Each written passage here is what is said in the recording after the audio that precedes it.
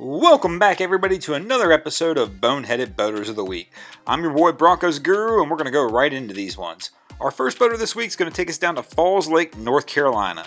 Officials there said 3 people were on an 18-foot boat around 9 p.m. on July 3rd when apparently the operator of the vessel somehow became disoriented, thus leading them to crashing the vessel into the Beaver Creek Dam. They hit the embankment with enough speed that they actually went about 3/4 of the way across the dam.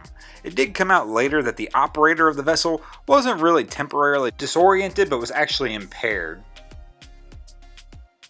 And the second boater on our list, well, that's going to come from an incident that occurred a few months ago back near ANCLOTE Key.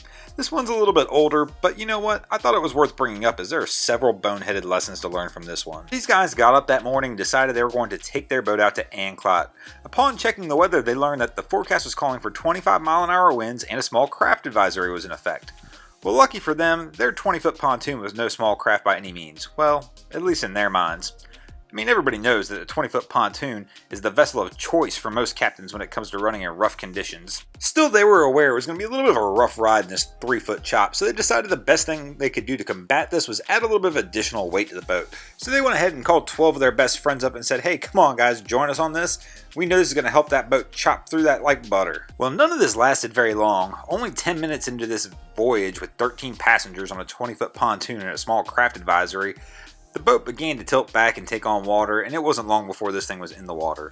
To top it all off, nobody had any life jackets on. Several of the people on the boat did not know how to swim. It was just a complete mess. The investigators are still trying to figure out the cause on this though. And number 3 on our list is going to take us up to Grand Haven, Michigan. I know this series is called Boneheaded Boaters, but on occasion when researching this series, I'll come across some boaters who've stepped up and done some great things. So I figured, why not recognize some of them from time to time on here as well. On Saturday, July 27th, Brad Richter was out with his wife and crew when they witnessed a teenage girl get knocked off the pier by a rogue wave. Brad and his crew jump into action and head over to start trying to rescue the girl. Brad gets his boat over close to her while his crew plucks her out of the water. They pull her out of the water and drag her to safety. This girl's very lucky to get away with this one with no injuries, and she was lucky that Brad and his crew was there at the right place in the right time. Number 4 is going to take us out to the West Coast, where on July 27th, a vessel struck the jetty in Marina del Rey.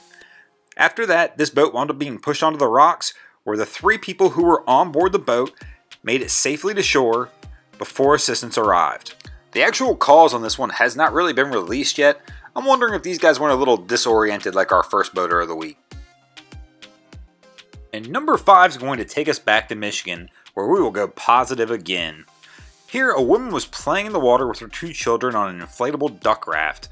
When one of her kids fell in the water, she reached down to grab the child, and in just that little bit of time that she took, the wind had pushed the inflatable raft out of her reach. Luckily, it was spotted by a boater who was passing by, and just as the raft flips over and pushes the child out, this boater is able to get into the water and rescue this child. You Michigan guys are on fire this week.